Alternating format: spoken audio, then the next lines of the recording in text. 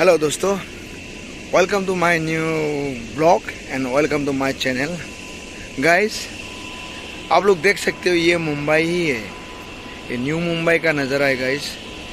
इतना हरा भरा नज़ारा, इसलिए ये फैक्ट्री एरिया है। ओके, ये फैक्ट्री एरिया है, लेकिन ये इतना हरा भरा आप लोग सोच भी नहीं सकता ये मुंबई है। लेकिन हाँ दोस्तों, ये मुंबई ही है।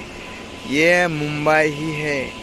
हाँ, ये लेकिन न्यू मुंबई है। मुंबई का प्रदूषण कम होने का रीज़न ये है क्योंकि यहाँ पे पेड़ काटे नहीं जाते, काटने नहीं देते और लोग काटते नहीं।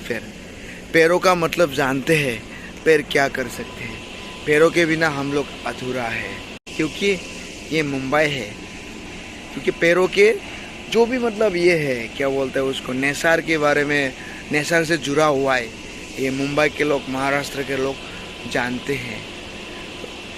वैसे तो मैं असम का रहने वाला हूँ, बोडोलैंड का रहने वाला हूँ।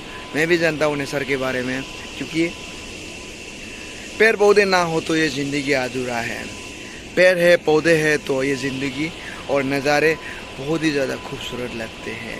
तो इसके लिए I love nature, I love पेड़, आई लव पौधे, आई लव महाराष्ट्र।